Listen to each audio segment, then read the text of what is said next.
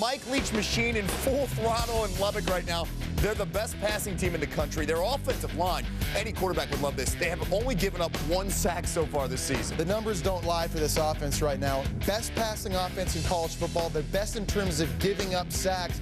But Graham Harrell is what makes this machine run. He does such a good job each and every snap of knowing where to go with the football. He understands the types of passes required to throw completions, and he finds his mismatches. It also helps to have Michael Crabtree, last year's Bolitnikoff winner, in the receiving court. But Graham Harrell is what makes this machine run. He's playing so efficiently right now. Jesse, the numbers are gaudy. Red Raider head coach Mike Leach joins us now here on College Football Live. And, Coach, after your team really struggled in that first half against A&M, the defense really made a statement. What kind of statement to you did they make in that second half? I thought it was really impressive. I mean, really, we went from giving up probably 6 yards a play and change to 1.9 yards a play for the entire second half.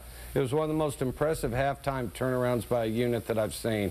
And, you know, really, I think defensively those guys are excited to play, but they just relaxed and did their deal. You know, just really changed body language a little and really played together well. And I think they were really key to our victory there. And it's always exciting to play at Kyle Field with all the noise and the Aggies and the rest.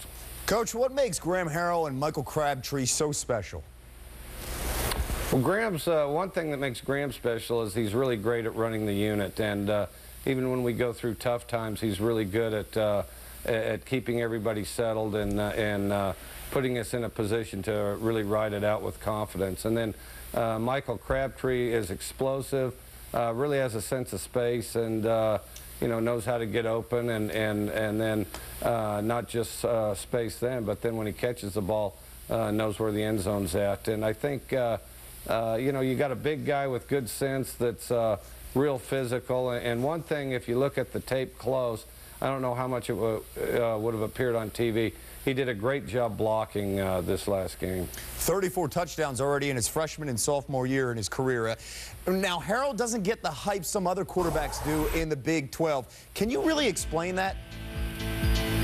No, not really. I mean, you know, if it was easy, everybody could do it. And I think, you know, suggesting that anybody that wants to say what he does isn't important or difficult to do, that's like saying, well, we went back to pass, but we were hoping to be incomplete on some of them so that we didn't have passing yards that big. Harrell's able to do it, that coupled with our offensive line and our group of receivers, and you know, does just a tremendous job. He personifies our offensive unit and has led them for the last 3 years, and has led the nation in passing for 2 years, and you know, and I think ought to get a great deal of credit for it. And I've been asked this and thought about it before. I mean, I see all these people get this hype and they say this or that.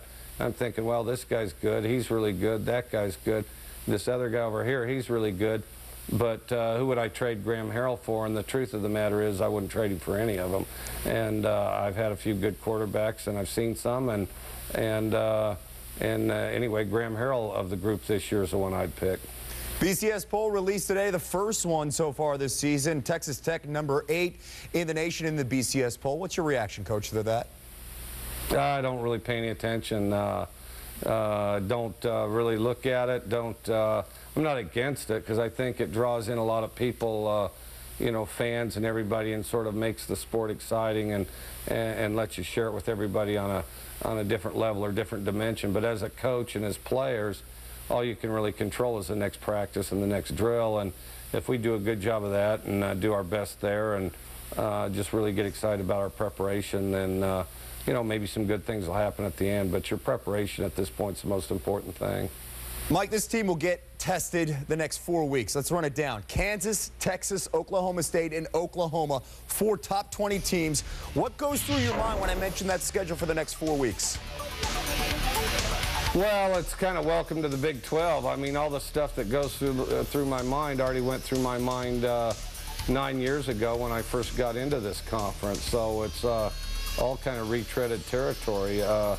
And then prior to being in the Big 12, I was in the SEC. So it's kind of business as usual. That's how it always is in those two conferences. And and then we're in the Big 12 South, so yeah, there's no breathers, and everybody's either ranked or should be ranked or could be ranked if they hadn't played somebody else that's ranked.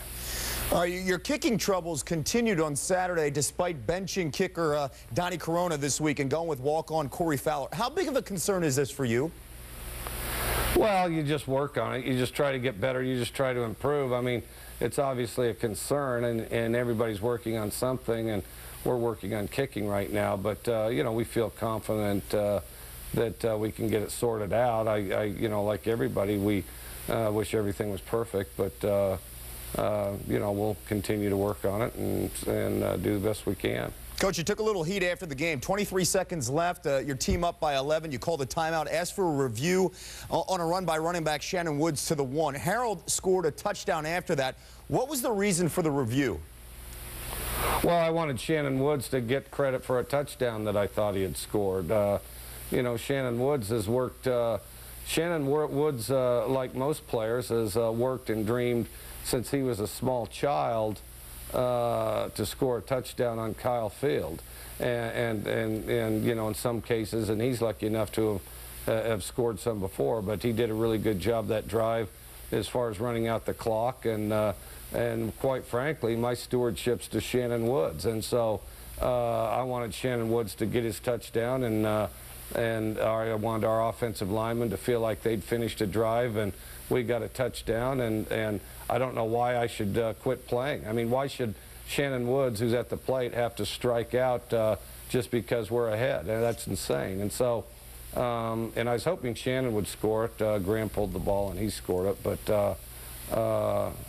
I have no reservations about it, and nobody ever hears any from me. I don't.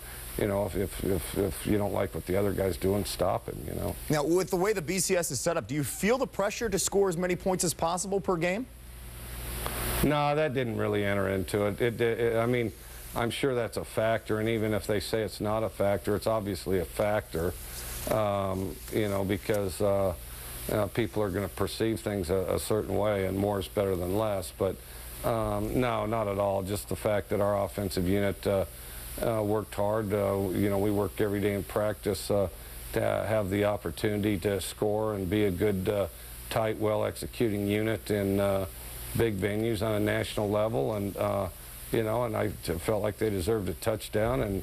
And if he was a cross, I wanted credit for it. And if he wasn't, then we were going to try to get it the next one. And I don't, you know, I don't do any whining if the roles are reversed, and I don't have any apologies. I think I owe it to my players, you know. Well, Coach, you got Kansas next week. We wish you the best for the rest of the season. Thanks for joining us here on College Football Live.